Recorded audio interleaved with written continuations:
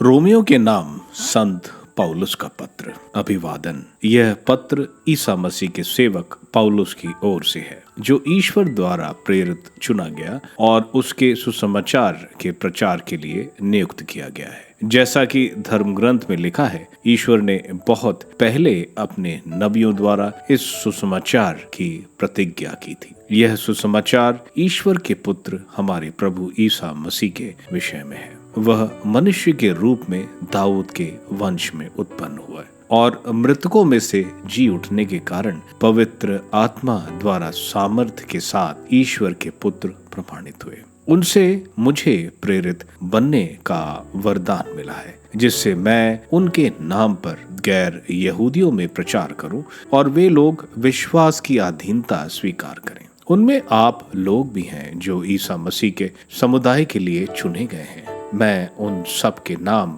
यह पत्र लिख रहा हूँ जो रोम में ईश्वर के कृपा पात्र और उसकी प्रजा के सदस्य हैं। हमारा पिता ईश्वर और प्रभु ईसा मसीह आप लोगों को अनुग्रह तथा शांति प्रदान करें। पौलुस और रोम के ईसाई। सर्वप्रथम मैं आप सब के लिए ईसा मसीह द्वारा अपने ईश्वर को धन्यवाद देता हूँ, क्योंकि संसार भर में आप लोगों के विश्वास की चर्चा फैल गई है। जिस ईश्वर की उपासना मैं उसके पुत्र के सुसमाचार द्वारा सारे हृदय से करता हूँ, वही मेरा साक्षी है कि मैं अपनी प्रार्थनाओं में आप लोगों को निरंतर स्मरण करता हूँ और सदा यह निवेदन करता हूँ कि ईश्वर की इच्छा से किसी न किसी तरह मुझे अंत में आप लोगों के पास आने का सुअवसर मिले, क्योंकि मुझे आपसे मिलने की बड़ी इच्छा है। मैं आपको विश्वास में दृढ़ बनाने के लिए आध्यात्मिक वरदान देना चाहता हूँ, या यूं कहें, मैं चाहता हूँ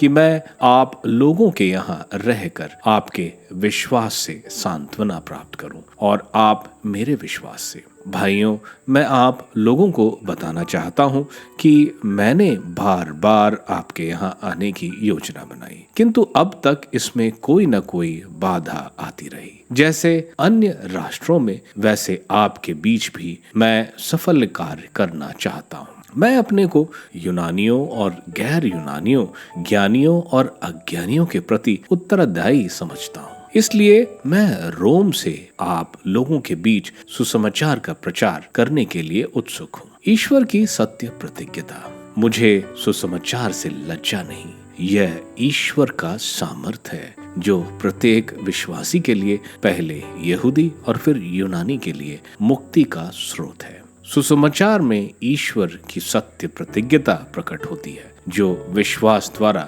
मनुष्य को धार्मिक बनाता है। जैसा कि लिखा है, धार्मिक मनुष्य अपने विश्वास द्वारा जीवन प्राप्त करेगा। गैर यहूदियों का पापाचरण। ईश्वर का क्रोध स्वर्ग से उन लोगों के सब प्रकार के अधर्म और अन्याय पर प्रकट होता है, जो अन्याय द्वारा सत्य को दबाए रखते हैं। ईश्वर का ज्ञान उन लोगों को स्पष्ट रूप से मिल गया है, क्योंकि ईश्वर ने उसे उन पर प्रकट कर दिया है। संसार की सृष्टि के समय से ही ईश्वर के अदृश्य स्वरूप को उसकी शाश्वत शक्तिमानता और उसके ईश्वरत्व को बुद्धि की आंखों द्वारा उसके कार्यों में देखा जा सकता है। इसलिए वे अपने आचरण की सफाई देने में असमर्थ हैं, क्योंकि उन्होंने ईश्वर को जानते हुए भी उसे समुचित आदर और धन्यवाद नहीं दिया। उनका समस्त चिंतन व्यर्थ चला गया और उनका विवेकहीन मन अंधकारमय हो गया। वे अपने को बुद्धिमान समझते हैं, किंतु वे मूर्ख बन गए हैं। उन्होंने अनश्वर ईश्वर की महिमा के बदले नश्वर मनुष्य, पक्षियों, पशुओं तथा सर्पों की आकृतियों की शरण ली है। इसलिए ईश्वर ने उन्हें उनकी घृणित वासनाओं का शिकार होने दिया और वे एक दूसरे के शरीर को पवित्र करते हैं। उन्होंने ईश्वर के सत्य के स्थान पर झूठ को अपनाया और श्रेष्ठ वस्तुओं की उपासना और आराधना की, किंतु उस सृष्टिकर्ता की नहीं, जो युगों युगों तक धन्य है। आमीन। यही कारण है कि ईश्वर ने उन्हें उनकी घृणित वासनाओं का शिकार होने दिया उनकी स्त्रियां प्राकृतिक संसर्ग छोड़कर अप्राकृतिक संसर्ग करने लगी। इसी प्रकार उनके पुरुष भी स्त्रियों का प्राकृतिक संसर्ग छोड़कर एक दूसरे के लिए वासना से जलने लगे। पुरुष पुरुषों के साथ व्यभिचार करते और इस प्रकार वे अपने भ्रष्टाचार का उचित फल अपने शरीर में भोग रहे हैं। उन्होंने ईश्वर का सच्चा ज्ञान प्राप्त करना उचित नहीं समझा, इसलिए ईश्वर ने उन्हें उनकी भ्रष्ट बुद्धि पर छोड़ दिया, जिससे वे अनुचित आचरण करने लगे। वे हर प्रकार के अन्याय, व्यभिचार, लोभ और बुराई से भर गए। वे ईर्ष्या, हत्या, बैर, छल कपट और दुर्भाव से परिपूर्ण हैं। वे चुगलखोर, परिनिंदक, ईश्वर के बैरी, धृष्ट, घमंडी और डींग मारने वाले हैं। वे बुराई करने में चतुर हैं, अपनी माता पिताओं की आज्ञा नहीं मानते और विवेकहीन तथा अविश्वासी हैं। उनमें प्रेम और दया का अभाव है। वे ईश्वर का यह निर्णय जानते हैं कि इस प्रकार के कर्म करने वाले प्राण दंड के योग्य हैं। फिर भी वे न केवल स्वयं यही कुकर्म करते हैं, बल्कि ऐसे कुकर्म करने वालों की प्रशंसा भी करते हैं। रोमियो के नाम संत पौलुस का पत्र, अध्याय 2। यहूदी भी दोषी हैं, इसलिए दूसरों पर दोष लगाने वाले, तुम चाहे जो भी हो, असक्ष में हो, तुम दूसरों पर दोष लगाने के कारण अपने को दोषी ठहराते हो, क्योंकि तुम जो दूसरों पर दोष लगाते हो यही कुकर्म करते हो। हम जानते हैं कि ईश्वर ऐसे कुकर्म करने वाले को न्याय अनुसार दंडाज्ञा देता है। तुम ऐसे कुकर्म करने वालों पर दोष लगाते हो और स्वयं यही कुकर्म करते हो। तो क्या तुम समझते हो कि ईश्वर की दंडाज्ञा से बच जाओगे? अथवा क्या तुम ईश्वर की असीम दयालुता, सहनशीलता और धैर्य का तिरस्कार करते और ये नहीं समझते कि ईश्वर की दयालुता तुम्हें पश्चाताप की ओर ले जाना चाहती है? तुम अपने इस हठ और अपने हृदय के अपश्चाताप के कारण कोप के दिन के लिए अपने विरुद्ध कोप का संचय कर रहे हो। जब ईश्वर का न्याय संगत निर्णय प्रकट हो जाएगा और वह प्रत्येक मनुष्य को उसके कर्मों का फल देगा। जो लोग धैर्य पूर्वक भलाई करते हुए महिमा, सम्मान और अमरत्व की खोज में लगे रहते हैं, ईश्वर उन्हें अनंत जीवन प्रदान करेगा। और जो लोग स्वार्थी हैं और सत्य से विद्रोह करते हुए अधर्म पर चलते हैं, वे ईश्वर के क्रोध और प्रकोप के पात्र होंगे।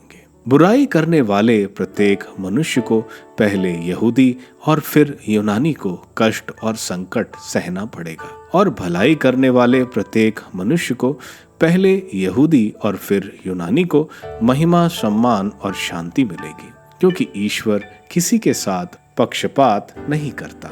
जो संहिता के अधीन नहीं थे, यदि उन्होंने पाप किया होगा तो वे बिना संहिता के नष्ट हो जाएंगे, और जिन्होंने संहिता के अधीन रहकर पाप किया होगा उनका संहिता के अनुसार न्याय किया जाएगा, क्योंकि संहिता सुनने वाले ईश्वर की दृष्टि में धार्मिक नहीं है, वरन संहिता का पालन करने वाले धार्मिक माने जाएंगे। जब गैर यहूदी जिन्हें संहिता नहीं मिली अपने आप उसकी आज्ञाओं का पालन करते हैं, तो वे संहिता के बाहर रहते हुए भी स्वयं अपने लिए संहिता है, क्योंकि वे इसके प्रमाण देते हैं कि संहिता की आज्ञाएं उनके हृदय पर अंकित हैं। उनका अंतकरण भी इसके संबंध में साक्ष्य देता है। उनके विचार उन्हें कभी दोषी तो कभी निर्दोष ठहराते हैं। यह सब उस दिन प्रकट किया जाएगा जब ईश्वर मेरे सुसमाचार के अनुसार ईसा मसीह द्वारा मनुष्यों के गुप्त विचारों का न्याय करेगा। यहूदी संहिता का पालन नहीं करते। तुम जो यहूदी कहलाते हो, संहिता पर निर्भर रहते हुए ईश्वर पर गर्व करते हो, उसकी इच्छा जानते हो और संहिता द्वारा शिक्षित होने के कारण नैतिक मूल्य पहचानते हो। तुम्हें संहिता द्वारा ज्ञान और सत्य का स्वरूप प्राप्त हो गया है, इसलिए तुम अपने को अंधों का पथ प्रदर्शक, अंधकार में रहने वालों का प्रकाश, अज्ञानियों का शिक्षक और भोले वाले लोगों का गुरु समझते हो? क्या तुम जो दूसरों को शिक्षा देते हो अपने को शिक्षा नहीं देते? तुम घोषित करते हो चोरी मत करो और स्वयं चोरी करते हो। तुम कहते हो व्यभिचार मत करो और स्वयं व्यभिचार करते हो। तुम देव मूर्तियों से घृणा करते हो और मंदिरों को लूटते हो। तुम संहिता पर गर्व करते हो और संहिता के उल्लंघन द्वारा ईश्वर का अनादर करते हो। क्योंकि जैसा कि धर्म ग्रंथ में लिखा है, तुम लोगों के कारण राष्ट्रों में ईश्वर के नाम की निंदा हो रही है। खतने से लाभ होता है बशर्ते तुम संहिता का पालन करते हो, किंतु यदि तुम संहिता का उल्लंघन करते हो तो तुम्हारा खतना निरर्थक है। इसी प्रकार यदि कोई बेखतना व्यक्ति संहिता का पालन करता है तो क्या उसका बेखतनापन खतना नहीं माना जाएगा? जो शरीर का खतना कराए बिना संहिता का पालन करता है वह तुम्हारा न्याय करेगा, क्योंकि तुम संहिता और खतने में संपन्न होते हुए भी संहिता का उल्लंघन करते हो। असली यहूदी वह नहीं जो प्रत्यक्ष रूप से यहूदी दिखता है, और असली खतना वह नहीं जो शरीर में प्रत्यक्ष रूप से दिखता है। असली यहूदी वह है जो अपने अभ्यंतर में यहूदी है, और असली खतना वह है जो हृदय का है और संहिता के अनुसार नहीं बल्कि आध्यात्मिक है। ऐसे व्यक्ति को मनुष्यों को नहीं बल्कि ईश्वर की प्रशंसा प्राप्त है। रोमियो के नाम संत पौलुस का पत्र, अध्याय 3। यहूदी और गैर यहूदी दोनों पाप के अधीन, तो दूसरों की अपेक्षा यहूदी को अधिक क्या मिला और खतने से क्या लाभ? हर प्रकार से बहुत कुछ। सर्वप्रथम यहूदियों को ईश्वर की वाणी सुनाई गई है। यदि यहूदियों में कुछ अविश्वासी निकले तो क्या हुआ? क्या उनका अविश्वास ईश्वर की सत्य प्रतिज्ञता नष्ट कर देगा? कभी नहीं। भले ही प्रत्येक मनुष्य झूठा निकल जाए, किंतु ईश्वर सत्य प्रतिज्ञ है। जैसा कि लिखा है, तेरे निर्णय सही प्रमाणित होंगे और उनकी जांच होने पर तू विजयी होगा। यदि हमारा अन्याय ईश्वर की न्याय प्रतिज्ञता प्रदर्शित करता है तो मैं यह मानवीय तर्क के अनुसार कह रहा हूं, क्या ईश्वर अन्याय नहीं करता जब वह हमें दंड देता है? कभी नहीं। यदि ईश्वर अन्यायी होता तो वह संसार का न्याय कैसे कर सकता? यदि मेरी असत्यवादिता ईश्वर की सत्य प्रतिज्ञता और उसकी महिमा को बढ़ावा देती है तो पापी की तरह मेरा न्याय क्यों किया जाता है? यदि ऐसी बात है तो हम बुराई क्यों न करें जिससे भलाई उत्पन्न हो? कुछ लोगों के अनुसार जो मुझे बदनाम करना चाहते हैं, मेरी शिक्षा यही है, ऐसे लोग दंडाज्ञा के योग्य हैं। तो क्या हम यहूदियों की कोई श्रेष्ठता नहीं? एकदम नहीं। हम इसका उल्लेख कर चुके हैं कि सब चाहे यहूदी हो या यूनानी पाप के अधीन है। जैसा कि लिखा है, कोई भी धार्मिक नहीं रहा, एक भी नहीं, कोई भी समझदार नहीं, ईश्वर की खोज में लगा रहने वाला कोई नहीं। सभी भटक गए, सब समान रूप से भ्रष्ट हो गए हैं, कोई भी भलाई नहीं करता, एक भी नहीं। उनका गला खुली हुई कब्र है, उनकी वाणी में छल कपट और उनके होठों के तले सांप का विष है। उनका मुंह अभिशाप और कटुता से भरा है, उनके पैर रक्तपात करने दौड़ते हैं। उनके मार्ग में विनाश है और विपत्ति।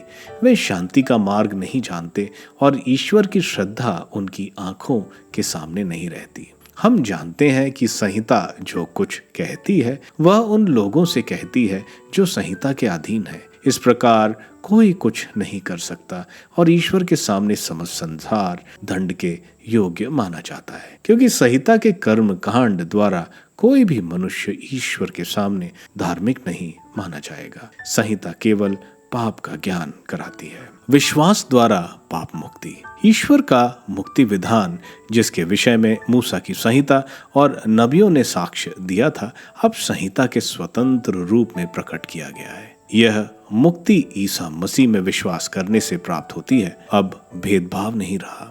यह मुक्ति उन सब के लिए है जो विश्वास करते हैं, क्योंकि सब ने पाप किया और सब ईश्वर की महिमा से वंचित किए गए। ईश्वर की कृपा से सबको मुफ्त में पाप मुक्ति का वरदान मिला है, क्योंकि ईसा मसीह ने सबका उद्धार किया है। ईश्वर ने चाहा कि ईसा अपना रक्त बहाकर पाप का प्रायश्चित करे और हम विश्वास द्वारा उसका फल प्राप्त करें। ईश्वर ने इस प्रकार अपनी न्यायप्रियता का प्रमाण दिया, क्योंकि उसने अपनी सहनशीलता के अनुरूप पिछले युगों के पापों को अनदेखा कर दिया था। उसने इस युग में अपनी न्यायप्रियता का प्रमाण देना चाहा, जिससे यह स्पष्ट हो जाए कि वह स्वयं पवित्र है और उन सब को पाप मुक्त करता है जो ईसा में विश्वास करते हैं। इसलिए किसी को अपने पर गर्व करने का अधिकार नहीं रहा। किस विधान के कारण यह अधिकार जाता रहा, यह कर्म कांड के विधान के कारण नहीं, बल्कि विश्वास के विधान के कारण हुआ, क्योंकि हम मानते हैं कि मनुष्य संहिता के कर्म कांड द्वारा नहीं, बल्कि विश्वास द्वारा पाप मुक्त होता है। क्या ईश्वर केवल यहूदियों का ईश्वर है? क्या वह गैर यहूदियों का ईश्वर नहीं? वह निश्चय ही गैर यहूदियों का भी ईश्वर है, क्योंकि केवल एक ही ईश्वर है जो खतने वालों को विश्वास द्वारा पाप मुक्त करेगा और उसी विश्वास द्वारा बेखतना लोगों को भी। तो क्या हम अपने विश्वास द्वारा संहिता को रद्द करते हैं? उल्टे हम संहिता की पुष्टि करते हैं। रोमियो के नाम संत पौलुस का पत्र, अध्याय 4। इब्राहिम का विश्वास। अब हम अपने कुलपति इब्राहिम के विषय में क्या कहें? यदि इब्राहिम अपने कर्मों के कारण धार्मिक माने गए तो वह अपने पर गर्व कर सकते हैं, किंतु वह ईश्वर के सामने ऐसा नहीं कर सकते, क्योंकि धर्म ग्रंथ क्या कहता है? इब्राहिम ने ईश्वर में विश्वास किया और इसी से वह धार्मिक माने गए।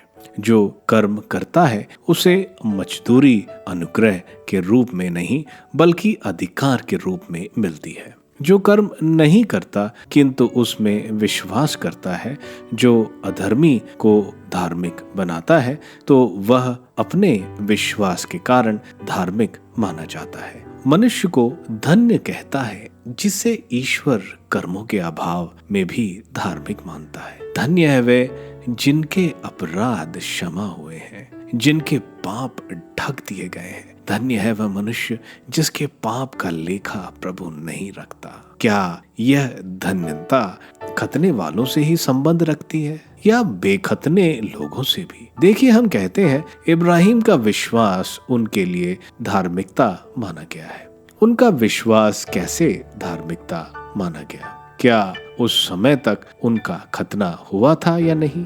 उस समय तक उनका खतना नहीं हुआ था, वह बेखतना ही था। बेखतने रहते समय उनको विश्वास द्वारा जो धार्मिकता प्राप्त हुई थी उस पर मोहर की तरह खतने का चिन्ह लगाया गया। इस तरह वह उन सब के भी पिता बने जो खतना कराए बिना विश्वास करते हैं, जिससे उनका भी विश्वास उनके लिए धार्मिकता माना जाए। इब्राहिम उन खतने वालों के भी पिता बने जो न केवल खतने पर निर्भर रहते हैं, बल्कि हमारे पिता इब्राहिम के उस विश्वास के पथ पर चलते हैं जो उन्हें खतने से पहले प्राप्त था। ईश्वर ने इब्राहिम और उनके वंश में प्रतिज्ञा की कि वे पृथ्वी के उत्तराधिकारी होंगे। वह इसलिए नहीं हुआ कि इब्राहिम ने इस संहिता का पालन किया, बल्कि इसलिए कि उन्होंने विश्वास किया और ईश्वर ने उन्हें धार्मिक माना है। यदि संहिता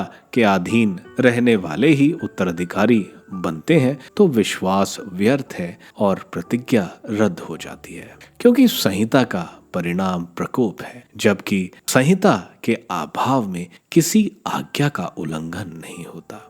सब कुछ विश्वास पर और इसलिए कृपा पर भी निर्भर रहता है। वह प्रतिज्ञा न केवल उन लोगों पर जो संहिता का पालन करते हैं, बल्कि समस्त वंश पर लागू होती है, उन सब पर जो इब्राहिम की तरह विश्वास करते हैं। इब्राहिम हम सब के पिता है, जैसा कि लिखा है, मैंने तुमको बहुत से राष्ट्रों का पिता नियुक्त किया है। ईश्वर की दृष्टि में इब्राहिम हमारे पिता हैं। उन्होंने उस ईश्वर में विश्वास किया जो मृतकों को पुनर्जीवित करता है और जो नहीं है उसे भी अस्तित्व में लाता है। इब्राहिम ने निराशकजनक परिस्थिति में भी आशा रखकर विश्वास किया और वो बहुत से राष्ट्रों के पिता बन गए, जैसा कि उनसे कहा गया था।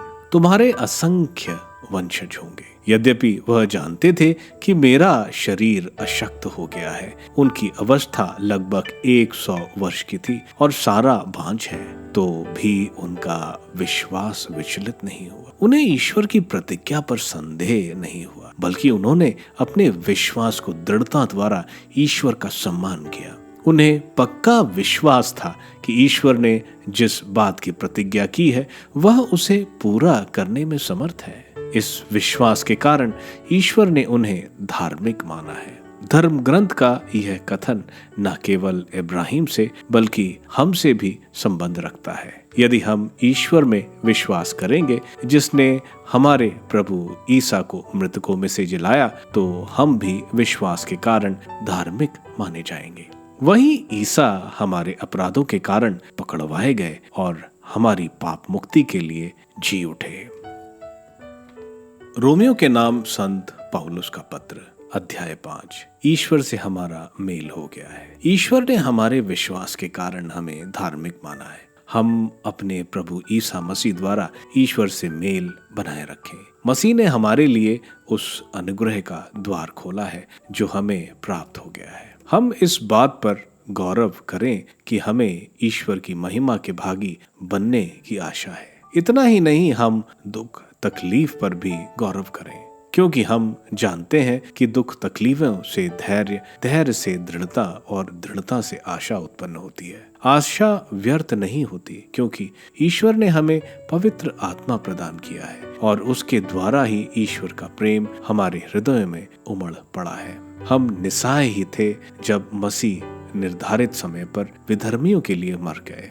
धार्मिक मनुष्य के लिए शायद ही कोई अपने प्राण अर्पित करे। फिर भी हो सकता है कि भले मनुष्य के लिए कोई मरने को तैयार हो जाए, किंतु हम पापी ही थे जब मसीह हमारे लिए मर गए थे। इससे ईश्वर ने हमारे प्रति अपने प्रेम का प्रमाण दिया है। जब हम मसीह के रक्त के कारण धार्मिक माने गए हैं, तो हम निश्चय ही मसीह द्वारा ईश्वर के दंड से बच जाएंगे। हम शत्रु ही थे जब ईश्वर के साथ हमारा मेल उसके पुत्र की मृत्यु द्वारा हो गया था, और उसके साथ मेल हो जाने के बाद उसके पुत्र के जीवन द्वारा निश्चय ही हमारा उद्धार होगा। इतना ही नहीं, अब तो हमारे प्रभु ईसा मसीह द्वारा ईश्वर से हमारा मेल हो गया है। इसलिए हम उन्हीं के द्वारा ईश्वर पर भरोसा रखकर आनंदित हैं। आदम और ईसा मसीह एक ही मनुष्य द्वारा संसार में पाप का प्रवेश हुआ और पाप द्वारा मृत्यु का। इस प्रकार मृत्यु सब मनुष्यों में फैल गई, क्योंकि सब पापी हैं। मूसा की संहिता से पहले संसार में पाप था, किंतु संहिता के अभाव में पाप का लेखा नहीं रखा जाता है। फिर भी आदम से लेकर मूसा तक मृत्यु उन लोगों पर भी राज्य करती रही जिन्होंने आदम की तरह किसी आज्ञा के उल्लंघन द्वारा पाप नहीं किया था। आदम जाने वाले मुक्तिदाता का प्रतीक था। फिर भी आदम के अपराध तथा ईश्वर के वरदान में कोई तुलना नहीं है। यह सच है कि एक ही मनुष्य के अपराध के कारण बहुत से लोग मर गए, किंतु इस परिणाम से कहीं अधिक महान है ईश्वर का अनुग्रह और वह वरदान जो एक ही मनुष्य ईसा मसीह द्वारा सबको मिला है। एक मनुष्य के अपराध तथा ईश्वर के वरदान में कोई तुलना नहीं है। एक के अपराध के फलस्वरूप दंडाज्ञा तो दी गई, किंतु बहुत से अपराधों के बाद जो वरदान दिया गया उसके द्वारा पाप से मुक्ति मिल गई है। यह सच है कि मृत्यु का राज्य एक मनुष्य के अपराध के फलस्वरूप एक ही के द्वारा प्रारंभ हुआ, किंतु जिन्हें ईश्वर की कृपा तथा पाप मुक्ति का वरदान प्रचुर मात्रा से मिलेगा, वह एक ही मनुष्य ईसा मसीह के द्वारा जीवन का राज्य प्राप्त करेंगे। इस प्रकार हम देखते हैं कि जिस तरह एक मनुष्य के अपराध के फलस्वरूप सबको दंडाज्ञा मिली, उसी तरह एक ही मनुष्य के प्रायश्चित के फलस्वरूप सबको पाप मुक्ति और जीवन मिला। जिस तरह एक ही मनुष्य के आज्ञा भंग के कारण सब पापी ठहराए गए, उसी तरह एक ही मनुष्य के आज्ञा पालन के कारण सब पाप मुक्त ठहराए जाएंगे। बाद में संहिता दी गई और इससे अपराधों की संख्या बढ़ गई, किंतु जहां पाप की वृद्धि हुई वहां अनुग्रह की उससे कहीं अधिक वृद्धि हुई। इस प्रकार पाप मृत्यु के माध्यम से राज्य करता रहा, किंतु हमारे प्रभु ईसा मसीह द्वारा अनुग्रह धार्मिकता के माध्यम से अपना राज्य स्थापित करेगा और हमें अनंत जीवन तक ले जाएगा। रोमियो के नाम संत पौलुस का पत्र, अध्याय 6, पाप और मृत्यु पर विजय। क्या इसका अर्थ ये है कि हमें पाप करते रहना चाहिए ताकि अनुग्रह की वृद्धि हो? एकदम नहीं। हम सब के सब पाप की ओर से मर चुके हैं, तो हम अब कैसे पाप में जीते रहेंगे? क्या आप लोग यह नहीं जानते कि ईसा मसीह को जो बपतिस्मा हम सबको मिला है वह उनकी मृत्यु का बपतिस्मा है। हम उनकी मृत्यु का बपतिस्मा ग्रहण कर उनके साथ इसलिए दफनाए गए कि जिस तरह मसीह पिता के सामर्थ्य से मृतकों में से जी उठे हैं, उसी तरह हम भी एक नया जीवन जिए। यदि हम इस प्रकार उनके साथ मरकर उनके साथ एक हो गए हैं, तो हमें भी उन्हीं की तरह जी उठना चाहिए। हमें कभी नहीं भूलना चाहिए कि हमारा पुराना स्वभाव उन्हीं के साथ क्रूस पर चढ़ाया जा चुका है, जिससे पाप का शरीर मर जाए और हम फिर पाप के दास न बने, क्योंकि जो मर चुका है वह पाप की गुलामी से मुक्त हो गया है। हमें विश्वास है कि यदि हम मसीह के साथ मर गए हैं तो हम उन्हीं के जीवन के भी भागी होंगे, क्योंकि हम जानते हैं कि मसीह मृतकों में से जी उठने के बाद फिर कभी नहीं मरेंगे। अब मृत्यु का उन पर कोई वश नहीं। वह पाप का हिसाब चुकाने के लिए एक बार मर गए और अब वह ईश्वर के लिए ही जीते हैं। आप लोग भी अपने को ऐसा ही समझें, पाप के लिए मरा हुआ और ईसा मसीह में ईश्वर के लिए जीवित। अब आप लोग अपने मरणशील शरीर में पाप का राज स्वीकार नहीं करें और उसकी वासनाएं के अधीन नहीं रहें। आप अपने अंगों को अधर्म के साधन बनने के लिए पाप को अर्पित नहीं करें। आप अपने को मृतकों में से पुनर्जीवित समझकर ईश्वर के प्रति अर्पित करें और अपने अंगों को धार्मिकता के साधन बनने के लिए ईश्वर को सौंप दें। आप लोगों पर पाप का कोई अधिकार नहीं रहेगा। अब आप संहिता के नहीं बल्कि अनुग्रह के अधीन हैं।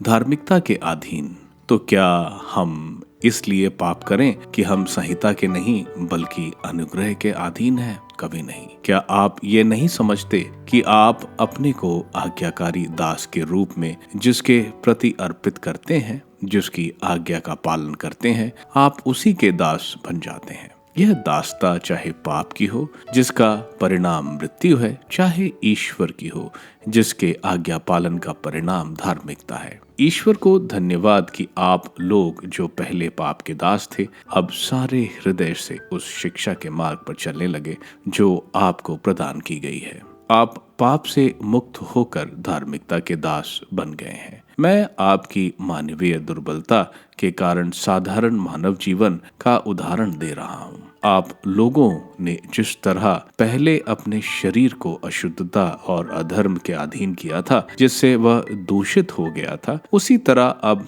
आपको अपने शरीर को धार्मिकता के अधीन करना चाहिए, जिससे वह पवित्र हो जाए। क्योंकि जब आप पाप के दास थे तो धार्मिकता के नियंत्रण से मुक्त थे। उस समय आपको उन कर्मों से क्या लाभ हुआ? अब उनके कारण आपको लज्जा होती है, क्योंकि उनका परिणाम मृत्यु है। किंतु अब पाप से मुक्त होकर आप ईश्वर के दास बन गए और पवित्रता का फल उत्पन्न कर रहे हैं, जिसका परिणाम है अनंत जीवन। क्योंकि पाप का वेतन मृत्यु है, किंतु ईश्वर का वरदान है हमारे प्रभु ईसा मसीह में अनंत जीवन।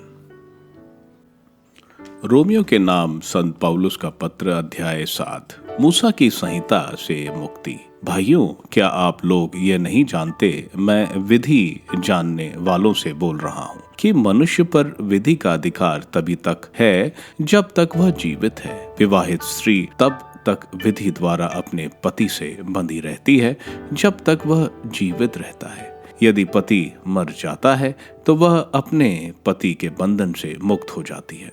यदि वह अपने पति के जीवन काल में किसी दूसरे की पत्नी बन जाती है तो वह व्यभिचारिणी कहलाएगी। किंतु यदि पति मर जाता है तो वह उस बंधन से मुक्त हो जाती है, और यदि वह किसी दूसरे की पत्नी बन जाती है तो वह व्यभिचार नहीं करती। मेरे भाइयों, आप लोग भी मसीह के शरीर से संयुक्त होने के कारण संहिता की दृष्टि में मर गए और अब किसी दूसरे के अर्थात उसके हो गए हैं, जो मृतकों में से जी उठे। यह इसलिए हुआ कि हम ईश्वर के लिए फल उत्पन्न करें।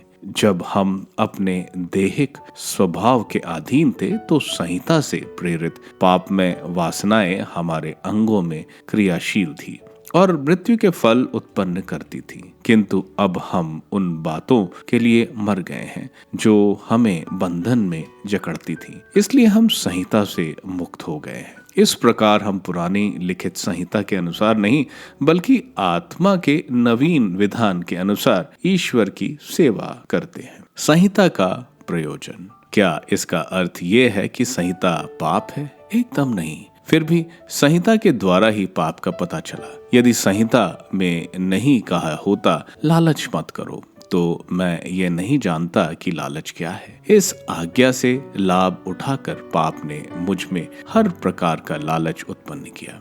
संहिता के अभाव में पाप निर्जीव है। एक समय था जब संहिता नहीं थी और मैं जीवित था, किंतु आज्ञा के आने से पाप का जन्म हुआ और मैं मर गया। इस प्रकार वह आज्ञा जिसे जीवन की ओर ले जाना चाहिए था मेरे लिए मृत्यु का कारण बनी, क्योंकि पाप ने आज्ञा से लाभ उठाकर मुझे धोखा दिया और आज्ञा के द्वारा मुझे मार दिया। इस प्रकार हम देखते हैं कि संहिता पवित्र है और आज्ञा पवित्र, उचित एवं कल्याणकारी। तो जो बात कल्याणकारी थी, क्या वह मेरे लिए मृत्यु का कारण बनी? एकदम नहीं। किंतु जो बात कल्याणकारी थी उसी के द्वारा पाप मेरे लिए मृत्यु का कारण बना। इस प्रकार पाप का वास्तविक स्वरूप प्रकट हो गया और वह आज्ञा के माध्यम से बहुत अधिक पापमय प्रमाणित हुआ।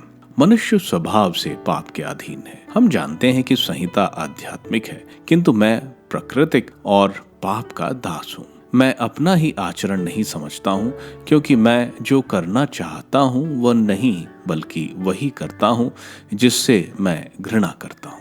यदि मैं वही करता हूँ जो मैं नहीं करना चाहता तो मैं संहिता से सहमत हूँ और उसे कल्याणकारी समझता हूँ। किंतु मैं करता नहीं रहा बल्कि करता है मुझ में निवास करने वाला पाप। मैं जानता हूँ कि मुझ में अर्थात मेरे दैहिक स्वभाव में थोड़ी भी भलाई नहीं, क्योंकि भलाई करने की इच्छा तो मुझ में विद्यमान है, किंतु उसे कार्यान्वित करने की शक्ति नहीं है। मैं जो भलाई करना चाहता हूँ वो नहीं कर पाता, बल्कि मैं जो बुराई नहीं चाहता वही कर डालता हूँ। किंतु यदि मैं वही करता हूँ जिससे मैं नहीं चाहता, तो करता मैं नहीं बल्कि करता है मुझ में निवास करने वाला पाप। इस प्रकार मेरा अनुभव ये है कि जब मैं भलाई की इच्छा करता हूँ तो बुराई ही कर पाता हूँ। मेरा अंतरतम ईश्वर के नियम पर मुक्त है, किंतु मैं अपने शरीर में एक अन्य नियम का अनुभव करता हूँ जो मेरे आध्यात्मिक स्वभाव से संघर्ष करता है और मुझे पाप के उस नियम के अधीन करता है जो मेरे शरीर में विद्यमान है। इस मृत्यु के अधीन रहने वाले शरीर से मुझे कौन मुक्त करेगा? ईश्वर ही। हमारे प्रभु ईसा मसीह के द्वारा ईश्वर को धन्यवाद। इसलिए मैं अपनी बुद्धि से ईश्वर के नियम का, किंतु अपने शरीर से पाप के नियम का पालन करता हूँ।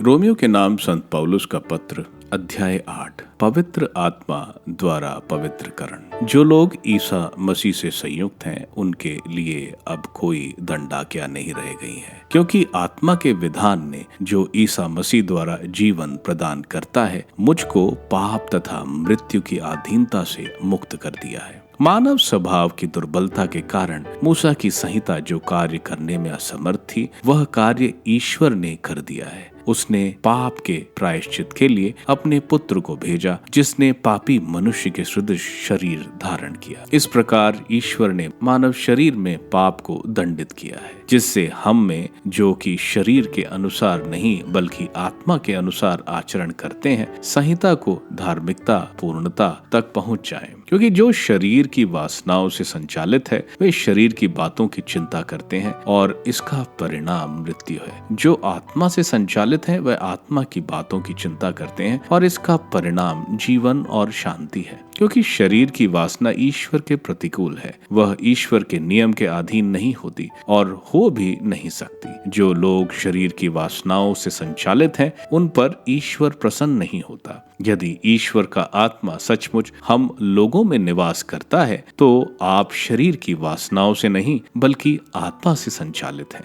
जिस मनुष्य में मसीह का आत्मा निवास नहीं करता वह मसीह का नहीं। यदि मसीह आप में निवास करते हैं तो पाप के फलस्वरूप शरीर भले ही मर जाए, किंतु पाप मुक्ति के फलस्वरूप आत्मा को जीवन प्राप्त है। जिसने ईसा को मृतकों में से जिलाया, यदि उसका आत्मा आप लोगों में निवास करता है तो जिसने ईसा मसीह को मृतकों में से जिलाया वह अपने आत्मा द्वारा जो आप में निवास करता है आपको नश्वर शरीरों को भी जीवन प्रदान करेगा। इसलिए भाइयों, शरीर की वासनाओं का हम पर कोई अधिकार नहीं। हम उनके अधीन रहकर जीवन नहीं बिताएं। यदि आप शरीर की वासनाओं के अधीन रहकर जीवन बिताएंगे तो अवश्य मर जाएंगे। लेकिन यदि आप आत्मा की प्रेरणा से शरीर की वासनाओं का दमन करेंगे तो आपको जीवन प्राप्त होगा। जो लोग ईश्वर के आत्मा से संचालित हैं वे सब ईश्वर के पुत्र हैं। आप लोगों को दासों का मनोभाव नहीं मिला जिससे प्रेरित होकर आप फिर डरने लगे। आप लोगों को गोद लिए गए पुत्रों का मनोभाव मिला जिससे प्रेरित होकर हम पुकार कर कहते हैं, अब्बा हे पिता। आत्मा स्वयं हमें आश्वासन देता है कि हम सचमुच ईश्वर की संतान हैं। यदि हम उसकी संतान हैं तो हम उसकी विरासत के भागी हैं। हम मसीह के साथ ईश्वर की विरासत के भागी हैं। यदि हम उनके साथ दुख भोगते हैं तो हम उनके साथ महिमान्वित होंगे। भावी महिमा, मैं समझता हूँ कि हम में जो महिमा प्रकट होने को है उसकी तुलना में इस समय का दुख नगण्य है, क्योंकि समस्त सृष्टि उत्कृष्टता से उस दिन की प्रतीक्षा कर रही है जब ईश्वर के पुत्र प्रकट हो जाएंगे। यह सृष्टि तो इस संसार की असारता के अधीन हो गई है, अपनी इच्छा से नहीं बल्कि उसकी इच्छा से जिसने उसे अधीन बनाया है। किंतु ये आशा भी बनी रही कि वह असारता की दासता से मुक्त हो जाएगी और ईश्वर की संतान की महिमा में स्वतंत्रता की सहभागी बनेगी। हम जानते हैं कि समस्त सृष्टि अब तक मानो प्रसव पीड़ा में कराहती रही और सृष्टि ही नहीं हम भी भीतर ही भीतर कराहते हैं। हमें तो पवित्र आत्मा के पहले कृपादान मिल चुके हैं, लेकिन हम ईश्वर की संतान बनने की और अपने शरीर को मुक्त करने की राह देख रहे हैं। हमारी मुक्ति अब तक आशा का भी विषय है। यदि कोई वह बात देखता है जिसकी वह आशा करता है तो यह आशा नहीं कही जा सकती। हम उसकी आशा करते हैं जिसे हम अब तक नहीं देख सके हैं, इसलिए हमें धैर्य के साथ उसकी प्रतीक्षा करनी पड़ती है। आत्मा भी हमारी दुर्बलताओं में हमारी सहायता करता है। हम ये नहीं जानते कि हम कैसे प्रार्थना करनी चाहिए, किंतु हमारी अस्पष्ट आहों द्वारा आत्मा स्वयं हमारे लिए विनती करता है। ईश्वर हमारे हृदय का रहस्य जानता है। वह समझता है कि आत्मा क्या कहता है, क्योंकि आत्मा ईश्वर के इच्छा अनुसार संतों के लिए विनती करता है। हम जानते हैं कि जो लोग ईश्वर को प्यार करते हैं और उसके विधान के अनुसार बुलाए गए हैं, ईश्वर उनके कल्याण के लिए सभी बातें में उनकी सहायता करता है। क्योंकि ईश्वर ने निश्चित किया कि जिन्हें उसने पहले से अपना समझा वह उसके पुत्र के प्रतिरूप बनाए जाएंगे, जिससे उसका पुत्र इस प्रकार बहुत से भाइयों का पहलौठा हो। उसने जिन्हें पहले से निश्चित किया उन्हें बुलाया भी, जिसे बुलाया उन्हें पाप से मुक्त भी किया है, और जिन्हें पाप से मुक्त किया उन्हें महिमान्वित भी किया है। ईश्वर का प्रेम और कहना ही क्या है। यदि ईश्वर हमारे साथ है तो कौन हमारे विरुद्ध होगा। उसने अपने निजी पुत्र को भी नहीं बचाया, उसने हम सब के लिए उसे समर्पित कर दिया। तो इतना देने के बाद क्या वह हमें सब कुछ नहीं देगा? जिन्हें ईश्वर ने चुना है उन पर कौन अभियोग लगा सकेगा? जिन्हें ईश्वर ने दोष मुक्त कर दिया है उन्हें कौन दोषी ठहराएगा? क्या ईसा मसीह ऐसा करेंगे? वह तो मर गए बल्कि जी उठे और ईश्वर के दाहिने विराजमान होकर हमारे लिए प्रार्थना करते रहते हैं। कौन हमको मसीह के प्रेम से वंचित कर सकता है? क्या विपत्ति या संकट, क्या अत्याचार, भूख, नग्नता, जोखिम या तलवार? जैसा कि धर्म ग्रंथ में लिखा है, तेरे कारण दिन भर हमारा वध किया जाता है, वध होने वाली भेड़ों में हमारी गिनती हुई। किंतु इन सब बातों पर हम उन्हीं के द्वारा सहज ही विजय प्राप्त करते हैं जिन्होंने हमें प्यार किया। मुझे दृढ़ विश्वास है कि ना तो मरण या जीवन, ना स्वर्गदूत या नरकदूत, ना वर्तमान या भविष्य, ना आकाश या पाताल की कोई शक्ति और ना समस्त सृष्टि में कोई या कुछ हमें ईश्वर के उस प्रेम से वंचित कर सकता है जो हमें हमारे प्रभु ईसा मसीह द्वारा मिला है। रोमियो के नाम संत पौलुस का पत्र, अध्याय 9।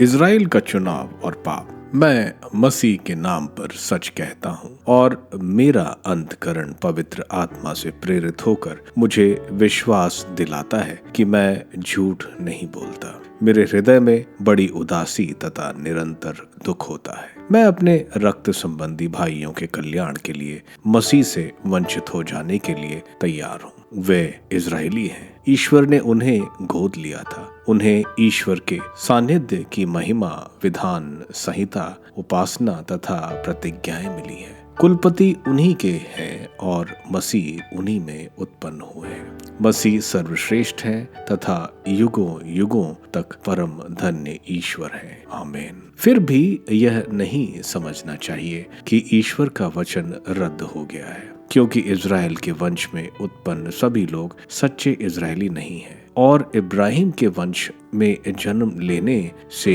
ही सभी उनकी सच्ची संतान नहीं हो जाते, क्योंकि धर्म ग्रंथ कहता है जो इसहाक के वंश में जन्म लेते हैं वही तुम्हारे वंश माने जाएंगे। इसका अर्थ यह है कि जो प्रकृति के अनुसार जन्म लेते हैं वे ईश्वर की संतान नहीं है, बल्कि जिनका जन्म प्रतिज्ञा के अनुसार हुआ वही वंशज माने जाते हैं। क्योंकि प्रतिज्ञा इस प्रकार थी, मैं अगले वर्ष फिर आऊंगा और तब सारा के एक पुत्र होगा।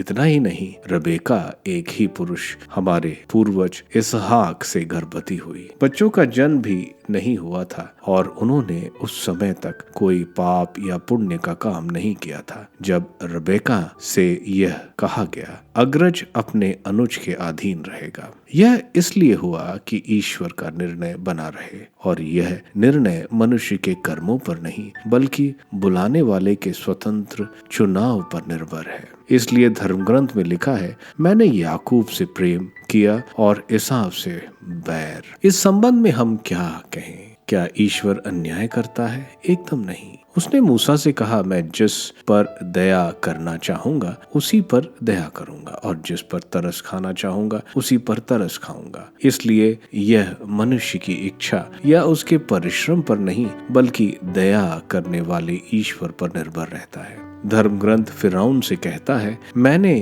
तुमको इसलिए ऊपर उठाया है कि तुम में अपना सामर्थ्य प्रदर्शित करूं और सारी पृथ्वी पर अपने नाम का प्रचार करूं। इसलिए ईश्वर जिस पर चाहे दया करता है और जिसे चाहे हठ धर्मी बना देता है। ईश्वर परम स्वतंत्र है। तुम मुझसे कहोगे तो ईश्वर मनुष्य को क्यों दोष देता है? ईश्वर की इच्छा का विरोध कौन कर सकता है? अरे भाई, तुम कौन हो जो ईश्वर से विवाद करते हो? क्या प्रतिमा अपने गढ़ने वाले से कहती है, तुमने मुझे ऐसा क्यों बनाया? क्या कुम्हार को यह अधिकार नहीं कि वह मिट्टी के एक ही लोदे से एक पात्र ऊंचे प्रयोजन के लिए बनाए और दूसरे पात्र साधारण प्रयोजन के लिए? यदि ईश्वर ने अपना क्रोध प्रदर्शित करने तथा अपना सामर्थ्य प्रकट करने के उद्देश्य से बहुत समय तक कोप के उन पात्रों को सहन किया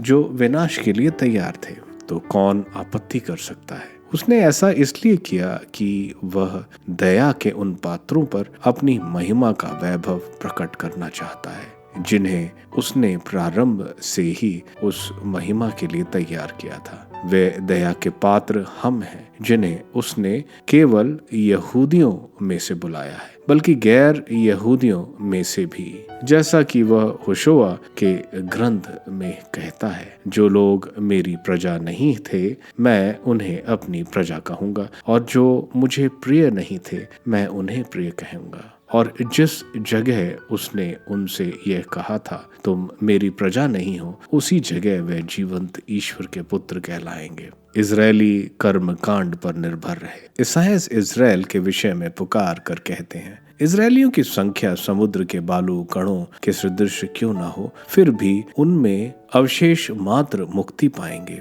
क्योंकि प्रभु पूर्ण रूप से एवं शीघ्र ही पृथ्वी पर अपना निर्णय पूरा करेगा। ईसायास ने पहले भी कहा था, यदि विश्वमंडल के प्रभु ने हमारे लिए राष्ट्र का बीज मात्र नहीं छोड़ा होता तो हम सोदोम और गोमोरा के सदृश बन गए होते।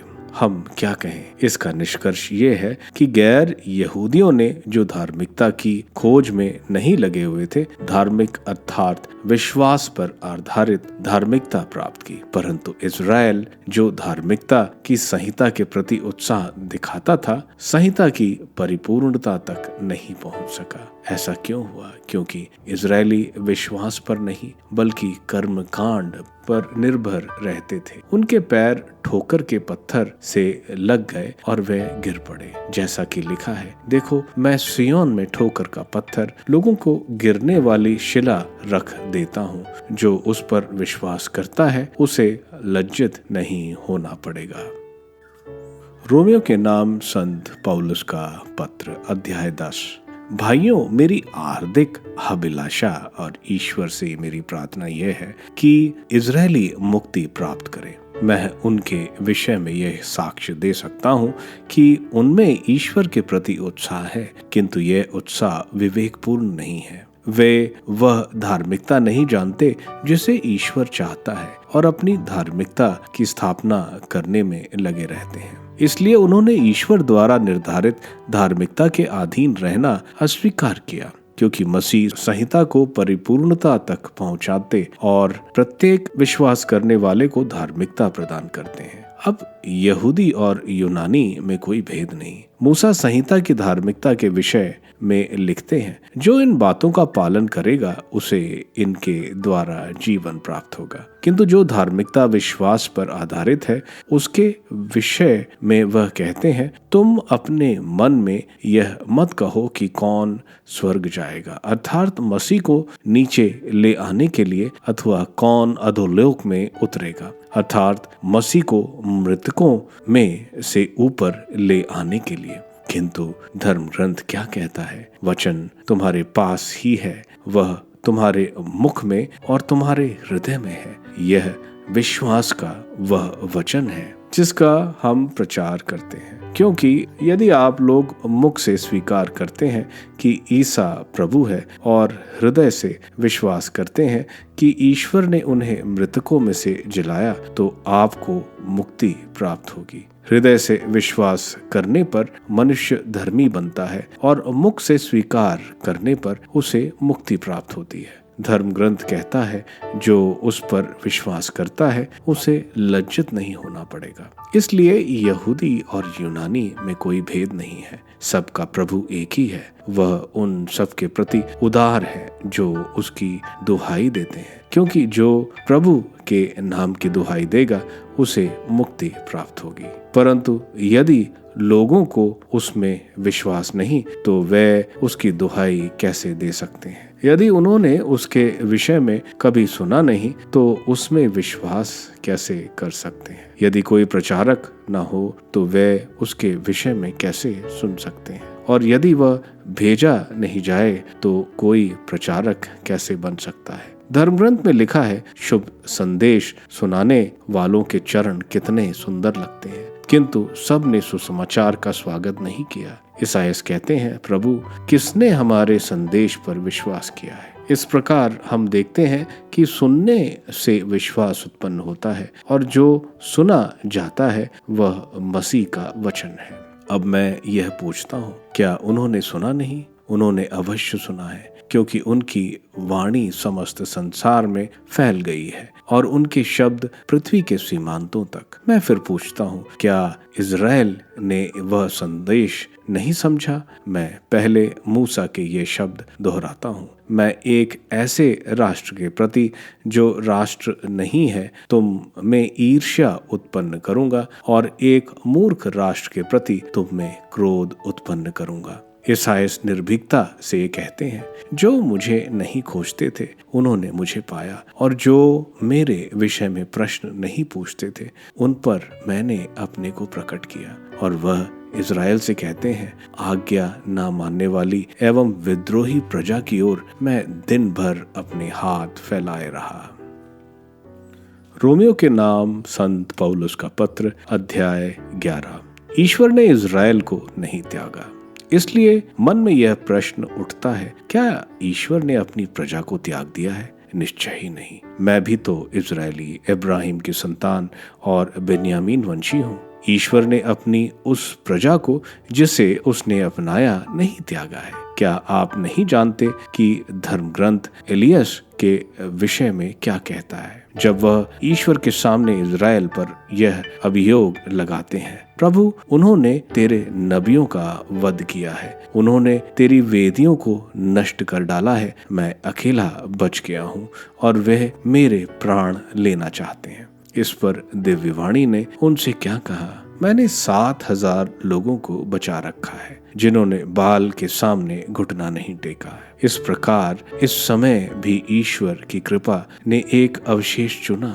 यदि यह चुनाव कृपा द्वारा हुआ तो यह कर्मकांड के बल पर नहीं हुआ, नहीं तो कृपा नहीं रह जाती। तो इसका निष्कर्ष क्या है? इज़राइल जिस बात की खोज में था उसे नहीं पा सका, किंतु चुने हुए लोगों ने उसे पा लिया और शेष लोगों का हृदय कठोर बन गया। जैसा कि धर्म ग्रंथ में लिखा है, ईश्वर ने उनकी बुद्धि को जड़ बना दिया है। उसने उन्हें ऐसी आंखें दे दी जो देखती नहीं और ऐसे कान जो सुनते नहीं, और उनकी यह दशा आज तक बनी हुई है। और दाऊद कहते हैं, उनका भोजन उनके लिए फंदा और जाल बने, वह उनके लिए पतन और दंड का कारण हो। उनकी आंखें धुंधली पड़ जाएं जिससे वह देख ना सके। तू उनकी कमर सदा झुकाए रख। गैर यहूदी घमंड न करे। इसलिए मन में यह प्रश्न उठता है, क्या वे अपराध के कारण सदा के लिए पतित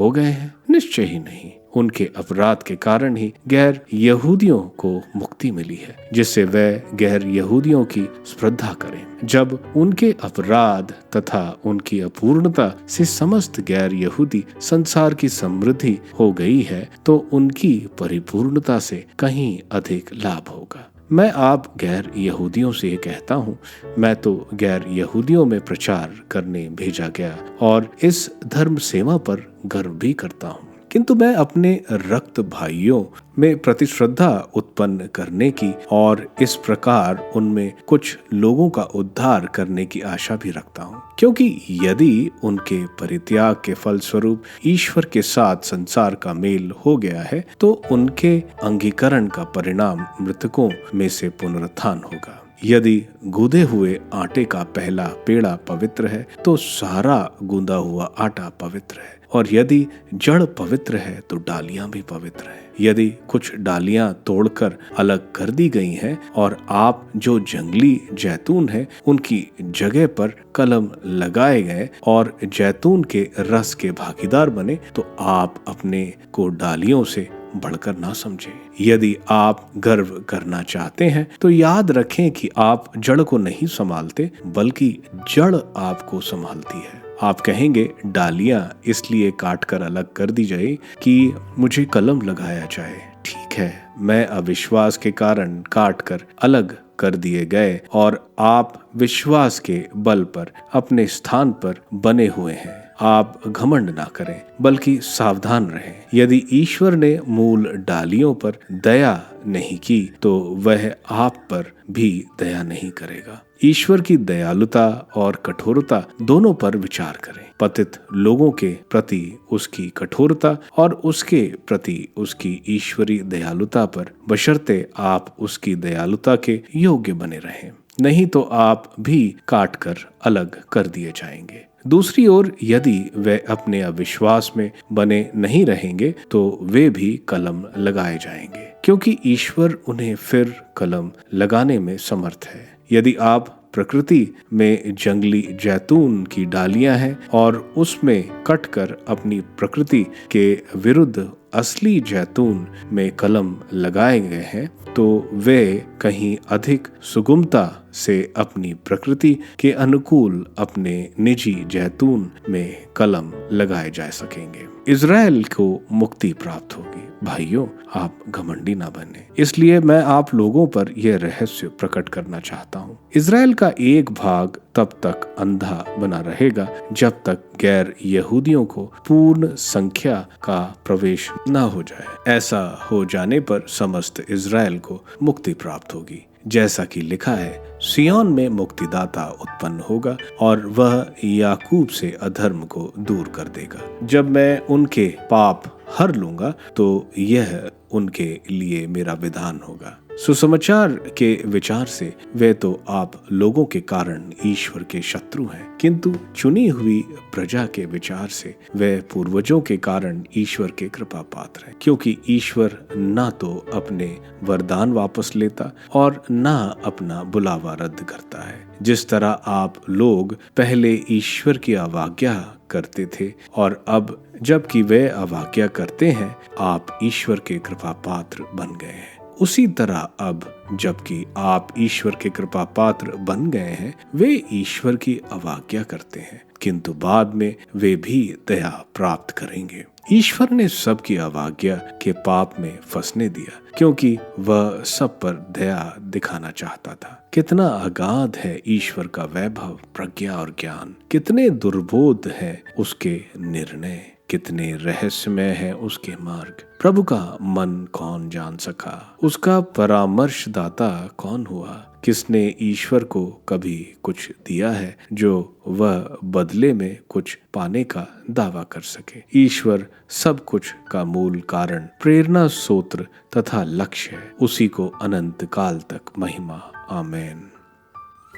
रोमियो के नाम संत पौलुस का पत्र, अध्याय 12। ईश्वरीय वरदानों का सदुपयोग। अतः भाइयों, मैं ईश्वर की दया के नाम पर अनुरोध करता हूँ कि आप मन तथा हृदय से उसकी उपासना करें और एक जीवन पवित्र तथा सुघात बलि के रूप में अपने को ईश्वर के प्रति अर्पित करें। आप इस संसार के अनुकूल ना बने, बल्कि सब कुछ नई दृष्टि से देखें और अपना स्वभाव बदल दें। इस प्रकार आप जान जाएंगे कि ईश्वर क्या चाहता है और उसकी दृष्टि में क्या भला, सुग्रह तथा सर्वोत्तम है। उस वरदान के अधिकार से जो मुझे प्राप्त हो गया है, मैं आप लोगों में हर एक से यह कहता हूँ, अपने को अचैत्य से अधिक महत्व मत दीजिए। ईश्वर द्वारा प्रदत्त विश्वास की मात्रा के अनुसार हर एक को अपने विषय में संतुलित विचार रखना चाहिए।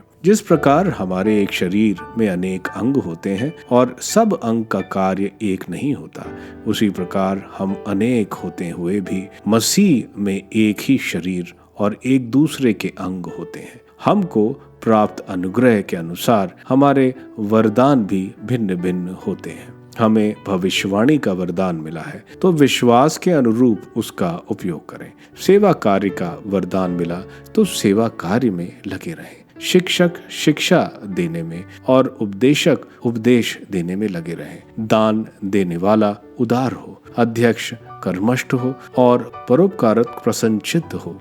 भातृ प्रेम, आप लोगों का प्रेम निष्कपट हो। आप बुराई से घृणा तथा भलाई से प्रेम करें। आप सच्चे भाइयों की तरह एक दूसरे को सारे हृदय से प्यार करें। हर एक दूसरे को अपने से श्रेष्ठ माने। आप लोग अथक परिश्रम तथा आध्यात्मिक उत्साह से प्रभु की सेवा करें। आशा आपको आनंदित बनाए रखे। आप संकट में धैर्य रखें तथा प्रार्थना में लगे रहें। संतों की आवश्यकताओं के लिए चंदा दिया करें और अतिथियों की सेवा करें। अपने अत्याचारियों के लिए आशीर्वाद मांगे, हाँ, आशीर्वाद ना कि अभिशाप। आनंद मनाने वालों के साथ आनंद मनाएं, रोने वालों के साथ रोएं।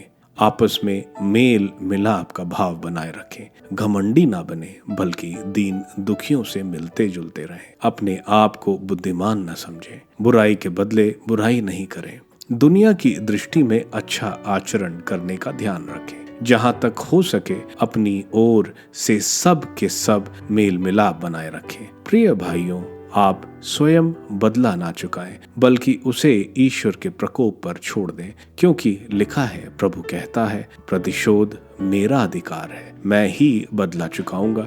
इसलिए यदि आपका शत्रु भूखा है तो उसे खिलाएं, और यदि वह प्यासा है तो उसे पिलाएं, क्योंकि ऐसा करने से आप उसके सिर पर जलते अंगारों का ढेर लगाएंगे। आप लोग बुराई से हार न माने, बल्कि भलाई द्वारा बुराई पर विजय प्राप्त करें। रोमियो के नाम संत पौलुस का पत्र, अध्याय 13। अधिकारियों की अधीनता स्वीकार करें। प्रत्येक व्यक्ति अधिकारियों के अधीन रहे, क्योंकि ऐसा कोई अधिकारी नहीं जो ईश्वर का दिया हुआ ना हो। वर्तमान अधिकारियों की व्यवस्था ईश्वर द्वारा की गई है। इसलिए जो अधिकारियों का विरोध करता है वह ईश्वर के विधान के विरुद्ध विद्रोह करता है, और विद्रोही अपने सिर पर दंडाज्ञा बुलाते हैं। शासक सत्कर्म करने वालों में नहीं, बल्कि कुकर्म करने वालों से भय उत्पन्न करते हैं। क्या आप अधिकारियों के भय से मुक्त रहना चाहते हैं? तो सत्कर्म करते रहें, और वह आपकी प्रशंसा करेंगे, क्योंकि वह आपकी भलाई के लिए ईश्वर के सेवक हैं। किंतु यदि आप कुकर्म करते हैं तो उनसे अवश्य डरें, क्योंकि वे व्यर्थ ही तलवार नहीं बांधते।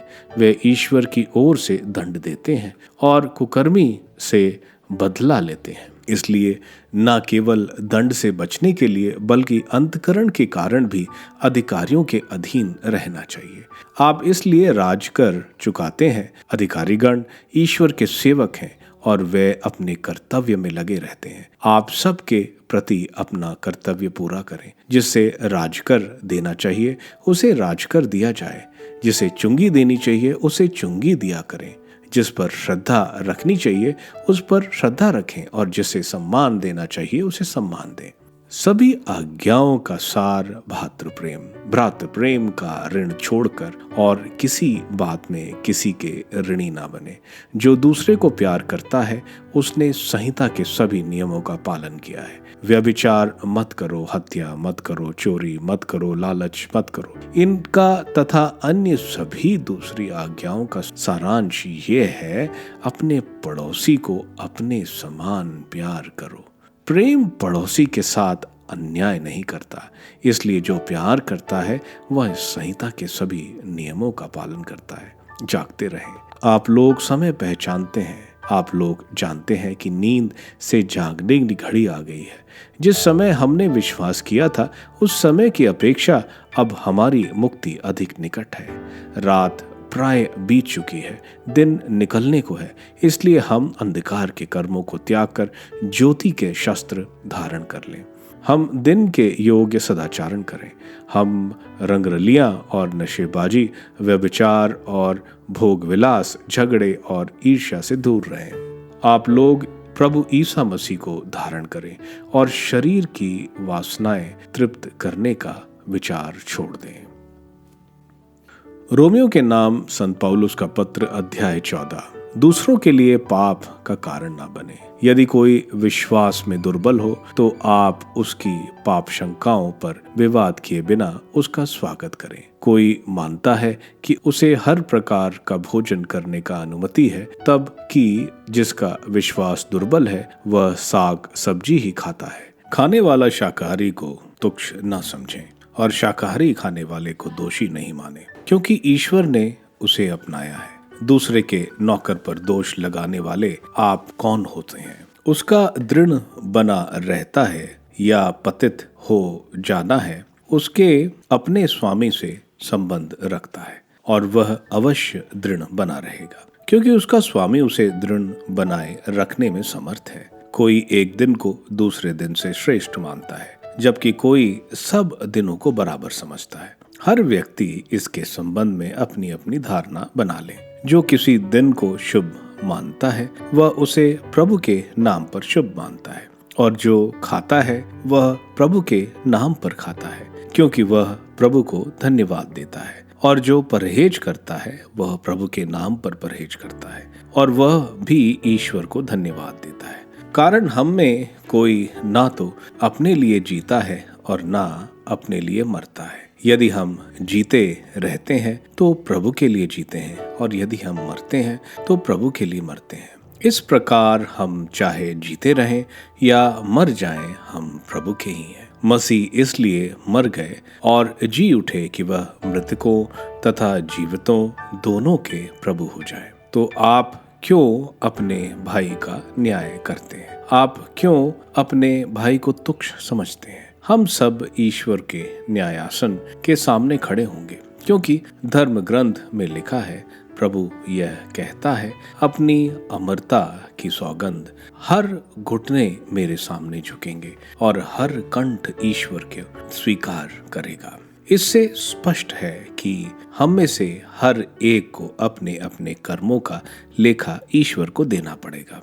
इसलिए हम आगे चलकर एक दूसरे का न्याय नहीं करें, बल्कि यह निश्चय कर ले कि हम अपने भाई के मार्ग में ना तो रोड़ा अटकाएं और न ठोकर लगाएंगे। मैं जानता हूँ और प्रभु ईसा का शिष्य होने के नाते मेरा विश्वास है कि कोई भी वस्तु अपने में अशुद्ध नहीं है, किंतु यदि कोई यह समझता है कि अमुक वस्तु अशुद्ध है तो वह उसके लिए अशुद्ध हो जाती है। यदि आप अपने भोजन के कारण अपने भाई को दुख देते हैं तो आप भातृ प्रेम के अनुसार नहीं चलते। जिस मनुष्य के लिए मसीह मर गए हैं, आप अपने भोजन के कारण उसके विनाश का कारण ना बने। आप अपनी स्वतंत्रता को निंदा का विषय ना बनने दें, क्योंकि ईश्वर का राज्य खाने पीने का नहीं, बल्कि वह न्याय, शांति और पवित्र आत्मा द्वारा प्रदत्त आनंद का विषय है। जो इन बातों द्वारा मसीह की सेवा करता है वह ईश्वर को प्रिय और मनुष्यों द्वारा सम्मानित है। हम ऐसी बातों में लगे रहें जिनसे शांति का बढ़ावा मिलता है और जिनके द्वारा हम एक दूसरे का निर्माण कर सकें। भोजन के कारण ईश्वर की कृति का विनाश नहीं करें। यह सच है कि सब कुछ अपने में शुद्ध है, किंतु यदि इसके द्वारा किसी का पतन होता है तो वह खाने वाले के लिए अशुद्ध हो जाता है। यदि मांस, मदिरा या कोई भी चीज आपके भाई के लिए पाप का कारण बन जाती है तो उससे परहेज करना अच्छा है। आप ईश्वर के सामने अपनी धारणा अपने तक सीमित रखें। धन्य वह जिसका अंतकरण उसे दोषी नहीं मानता जब वह अपनी धारणा के अनुसार आचरण करता है, किंतु जो खाने के विषय में संदेह करता है और तब भी खाता है वह दोषी है, क्योंकि वह अपने अंतकरण के अनुसार नहीं चलता, और जो कुछ अंतकरण के अनुसार नहीं है वह पाप है। रोमियो के नाम संत पौलुस का पत्र, अध्याय 15। हम लोगों को जो समर्थ हैं अपनी सुख सुविधा का नहीं बल्कि दुर्बलों की कमजोरियों का ध्यान रखना चाहिए। हम में प्रत्येक को अपने पड़ोसी के भलाई तथा चरित्र निर्माण के लिए उसे प्रसन्न करने का ध्यान रखना चाहिए। मसीह ने भी अपने सुख का ध्यान नहीं रखा, जैसा कि लिखा है, तेरी निंदा करने वालों ने मेरी निंदा की है। धर्म ग्रंथ में जो कुछ पहले लिखा था वह हमारी शिक्षा के लिए लिखा गया है, जिससे हमें उससे धैर्य तथा सांत्वना मिलती रहे और इस प्रकार हम अपनी आशा बनाए रख सकें। ईश्वर ही धैर्य तथा सांत्वना का स्रोत है। वह आप लोगों को यह वरदान दे कि आप मसीह की शिक्षा के अनुसार आपस में मेल मिलाप बनाए रखें, जिससे आप लोग एक चित्त होकर एक स्वर से हमारे लिए प्रभु ईसा मसीह के ईश्वर तथा पिता की स्तुति करते रहें। जिस प्रकार मसीह ने हमें ईश्वर की महिमा के लिए अपनाया, उसी प्रकार आप एक दूसरे को भातृभाव से अपनाएं। मैं ये कहना चाहता हूँ कि मसीह यहूदियों के सेवक इसलिए बने कि वह पूर्वजों को दी गई प्रतिज्ञाएं पूरी कर ईश्वर की सत्य प्रतिज्ञता प्रमाणित करें, और इसलिए भी कि गैर यहूदी ईश्वर की दया प्राप्त कर उसकी स्तुति करें, जैसा कि धर्म ग्रंथ में लिखा है। इस कारण मैं गैर यहूदियों के बीच तेरी स्तुति करूंगा और तेरे नाम की महिमा का गीत गाऊंगा। धर्म ग्रंथ यह भी कहता है, गैर यहूदियों ईश्वर की प्रजा के साथ आनंद मनाओ, और फिर यह सभी राष्ट्रों प्रभु की स्तुति करो, सभी जातियों प्रभु की स्तुति करें। और ईसाइयाह भी ये कहते हैं, यसे का वंशज प्रकट हो जाएगा, वह गैर यहूदियों का शासन करने के लिए उठ खड़ा होगा और गैर यहूदी उस पर भरोसा रखें। आशा का स्रोत ईश्वर आप लोगों को विश्वास द्वारा प्रचुर आनंद और शांति प्रदान करे, जिससे पवित्र आत्मा के सामर्थ्य से आप लोगों की आशा परिपूर्ण हो। पौलुस की धर्म सेवा। भाइयों, मुझे दृढ़ विश्वास है कि आप लोग सद्भाव और हर प्रकार के ज्ञान से परिपूर्ण होकर एक दूसरे को सत्य परामर्श देने योग्य हैं। फिर भी कुछ बातों का स्मरण दिलाने के लिए मैंने आपको निसंकोच होकर लिखा है, क्योंकि ईश्वर ने मुझे गैर यहूदियों के बीच ईसा मसीह का सेवक तथा ईश्वर के सुसमाचार को पुरोहित होने का वरदान दिया है, जिससे गैर यहूदी पवित्र आत्मा द्वारा पवित्र किए जाने के बाद ईश्वर को अर्पित और सुग्रस्त हो जाए। इसलिए मैं ईसा मसीह द्वारा ईश्वर की सेवा पर गौरव कर सकता हूँ। मैं केवल उन बातों की चर्चा करने का साहस करूंगा जिन्हें मसीह ने गैर यहूदियों को विश्वास के अधीन करने के लिए मेरे द्वारा वचन और कर्म से, शक्तिशाली चिन्हों और चमत्कारों से और आत्मा के सामर्थ्य से संपन्न किया है। मैंने यरूशलेम और उसके आसपास के प्रदेश से लेकर इल्लुरिकुम तक मसीह के सुसमाचार का कार्य पूरा किया है। इससे मैंने एक बात का पूरा ध्यान रखा, मैंने कभी वहां सुसमाचार का प्रचार नहीं किया जहां मसीह का नाम सुनाया जा चुका था, क्योंकि मैं दूसरे द्वारा डाली हुई नींव पर निर्माण करना नहीं चाहता था, बल्कि धर्म ग्रंथ का यह कथन पूरा करना चाहता था, जिन्हें कभी उसका संदेश नहीं मिला था वह उसके दर्शन करेंगे, और जिन्होंने कभी उसके विषय में नहीं सुना वे समझेंगे। पौलुस का भावी योजना। यही कारण है कि अब तक आप लोगों के यहाँ मेरे आगमन में बराबर बांधा पड़ी है। अब तो इधर के प्रांतों में मेरा कोई कार्यक्षेत्र नहीं रहा, और मैं कई वर्षों से चाह रहा हूँ कि स्पेन जाते समय आप लोगों के यहाँ आऊं। मुझे आशा है कि मैं उस यात्रा में आप लोगों के दर्शन करूंगा और कुछ समय तक आपकी संगति का लाभ उठाने के बाद आप लोगों की सहायता से स्पेन की यात्रा कर सकूंगा। मैं अब संतों की सेवा में यरूशलेम जा रहा हूँ। यरूशलेम में रहने वाली कलीसिया के दरिद्रों की सहायता के लिए मकदूनिया और अखेया के लोगों से ने चंदा एकत्र करने का निश्चय किया है। उनका निश्चय उचित ही है। वास्तव में वे उनके आभारी हैं, क्योंकि यदि गैर यहूदी उनकी आध्यात्मिक संपत्ति के भागी बने तो गैर यहूदियों को अपनी भौतिक संपत्ति से उनकी सेवा करनी चाहिए। यह कार्य समाप्त कर और यह चंदा विधिवत उनके हाथों सौंपने के बाद मैं आप लोगों के यहाँ होकर स्पेन जाऊंगा। मुझे विश्वास है कि जब मैं आपके यहाँ आऊंगा तो मसीह का परिपूर्ण आशीर्वाद लिए आऊंगा। भाइयों, हमारे प्रभु ईसा मसीह और आत्मा के प्रेम के नाम पर मैं आप लोगों से अनुरोध करता हूं कि आप संघर्ष में मेरा साथ देते रहें और मेरे लिए ईश्वर से प्रार्थना करें, जिससे मैं यहूदियों के अविश्वासियों से बचा रहूं, और जिस सेवा कार्य के लिए मैं यरूशलेम जा रहा हूं वहां की कलीसिया की सुग्रह हूं, और मैं आनंद के साथ आप लोगों के यहाँ पहुंचकर ईश्वर की इच्छा अनुसार आप लोगों के बीच विश्राम कर सकूं। शांति का ईश्वर आप सबके साथ रहे। आमीन। रोमियो के नाम संत पौलुस का पत्र, अध्याय 16। व्यक्तिगत नमस्कार। मैं कैखिया की कलीसिया की धर्म सेवक अपनी बहन फेबे के आप लोगों से निवेदन करता हूँ, आप प्रभु में उन संतों के योग्य स्वागत करें, और यदि उन्हें आपकी आवश्यकता हो तो हर प्रकार से उनकी सहायता करें, क्योंकि उन्होंने बहुतों की और मेरी भी बड़ी सहायता की है। ईसा मसीह में अपने सहयोगी प्रिस्का और अकिला को नमस्कार, जिन्होंने मेरे प्राण बचाने के लिए अपना सिर दांव पर रख दिया। मैं ही नहीं बल्कि गैर यहूदियों की सब कलीसियाओं उनका आभार मानती हैं। उनके घर में एकत्र होने वाली कलीसिया को नमस्कार। एशिया में मसीह के प्रथम शिष्य अपने शिष्य एफ्तनूस को नमस्कार, और मरियम को भी, जिसने आप लोगों के लिए इतना कठिन परिश्रम किया। अपने संबंधियों और बंदीगृह में अपने साथियों अंद्रनुकोस और यूनियास को नमस्कार। ये धर्म प्रचारकों में प्रतिष्ठा है और मुझसे पहले मसीह के शिष्य बने थे।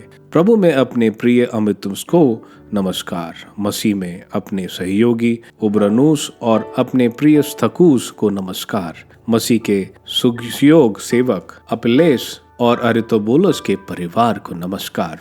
अपने संबंधी हेरोदियोन को और निरकुस के परिवार के मसीही सदस्यों को नमस्कार। प्रभु की सेवा में परिश्रम करने वाले त्रुफना और त्रुफुसा को नमस्कार। अपनी प्रिय पेरसिस के नमस्कार, जिसने प्रभु की सेवा में परिश्रम किया है। प्रभु के कृपा पात्र रूफस और उसकी माता को, जो मेरी भी माता है, नमस्कार। असुनुत्रोस, फ्लोगोन, हेरिमेस, पत्रोबास, हेरमास और उनके साथ रहने वाले भाइयों को नमस्कार। फिलोलोगोस और यूलिया, नेरूस और उनकी बहन अलोम्भास और उनके साथ रहने वाले सभी संतों को नमस्कार। शांति के चुंबन से एक दूसरे का अभिवादन करें।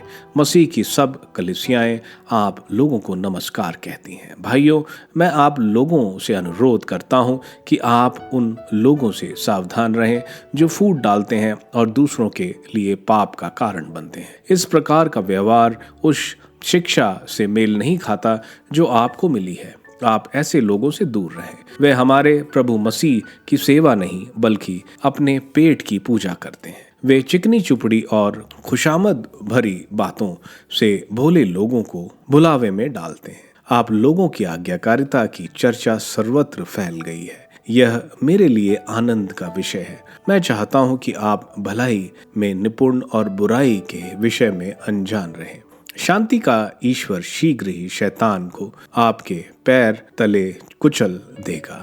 हमारे प्रभु ईसा की कृपा आप लोगों पर बनी रहे। मेरा सहयोगी तिमोथी और मेरे संबंधी लुकियुस, यासोन और सोसिपुत्रुस आपको नमस्कार कहते हैं। मैं तेरथियुस, जिसने यह पत्र लिपिबंद किया, प्रभु मैं आप लोगों को नमस्कार करता हूँ। मेरा और समस्त कलीसिया का आतिथ्य सत्कार करने वाला गायूस, इस नगर का कोषाध्यक्ष एरास्तुस और भाई क्लत्रुस आप लोगों को नमस्कार कहते हैं। ईश्वर की स्तुति। सभी राष्ट्र विश्वास की अधीनता स्वीकार करें। उसी उद्देश्य से शाश्वत ईश्वर ने चाहा कि शताब्दियों से गुप्त रखा हुआ रहस्य प्रकट किया जाए, और उसने आदेश दिया कि वह रहस्य नबियों के लेखों द्वारा सबको बता दिया जाए। उसके अनुसार मैं ईसा मसीह का सुसमाचार सुनाता हूँ। ईश्वर ही आप लोगों का उस सुसमाचार में सद्गुण बना सकता है। उसी एकमात्र सर्वज्ञ ईश्वर की अनंत काल तक ईसा मसीह द्वारा महिमा हो। आमीन।